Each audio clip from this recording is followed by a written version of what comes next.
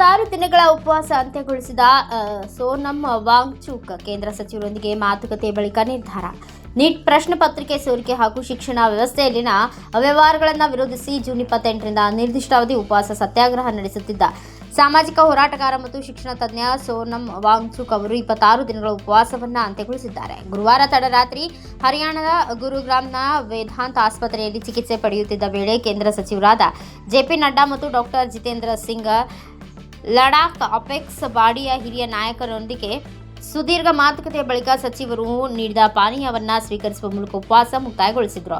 ಈ ಕುರಿತು ಸಾಮಾಜಿಕ ಜಾಲತಾಣದಲ್ಲಿ ಪೋಸ್ಟ್ ಮಾಡಿರುವ ವಾಂಗ್ಚುಕ್, ಕಳೆದ 26 ದಿನಗಳ ಹೋರಾಟದ ವೇಳೆ ವಿವಿಧ ರಾಜಕೀಯ ಪಕ್ಷಗಳ 65 ಸಂಸತ್ ಸದಸ್ಯರು ಭೇಟಿಯಾಗಿ ಅಥವಾ ಪತ್ರ ಬರೆದು ಉಪವಾಸ ಕೈಬಿಡುವಂತೆ ಮನವಿ ಮಾಡಿದರು ಎಂದು ತಿಳಿಸಿದ್ದಾರೆ. ಕೇಂದ್ರ ಸರ್ಕಾರದೊಂದಿಗೆ ಹಲವು ಸುತ್ತಿನ ಚರ್ಚೆಗಳ ಬಳಿಕ ದೇಶದಲ್ಲಿ ಎಲ್ಲಿಯೂ ಅಶಾಂತಿ ಅಥವಾ ಹಿಂಸಾಚಾರ ಉಂಟಾಗದಂತೆ ನೋಡಿಕೊಳ್ಳುವ ಉದ್ದೇಶದಿಂದ ಈ ನಿರ್ಧಾರ ಕೈಗೊಂಡಿದ್ದೇನೆ ಎಂದು ಹೇಳಿದ್ದಾರೆ. ಉಪವಾಸ ಅಂತ್ಯಗೊಳಿಸುವ ಸಂಪೂರ್ಣ ಷರತ್ತು ಹಾಗೂ ಸರ್ಕಾರದೊಂದಿಗಿನ ನಡೆದ ಮಾತುಕತೆಗಳ ವಿವರವನ್ನು ಶೀಘ್ರದಲ್ಲೇ ವಿಶೇಷ ವಿಡಿಯೋ ಮೂಲಕ ಸಾರ್ವಜನಿಕರಿಗೆ ತಿಳಿಸುವುದಾಗಿ ವಾಂಗ್ಚುಕ್ ತಿಳಿಸಿದ್ದಾರೆ. ಇತ್ತ ಪ್ರಧಾನಿ ನರೇಂದ್ರ ಮೋದಿ ಅವರು ವಾಂಗ್ಚುಕ್ ಅವರ ನಿರ್ಧಾರವನ್ನು ಸ್ವಾಗತಿಸಿದ್ದು, ವೈದ್ಯರ ಸಲಹೆ ಪಾಲಿಸಿ ಶೀಘ್ರದಲ್ಲಿಯೇ ಸಂಪೂರ್ಣ ಆರೋಗ್ಯ ಚೇತರಿಸಿಕೊಳ್ಳಲಿ ಎಂದು ಎಕ್ಸ್ ಸಾಮಾಜಿಕ ಜಾಲತಾಣದಲ್ಲಿ ಶುಭ ಹಾರೈಸಿದ್ದಾರೆ.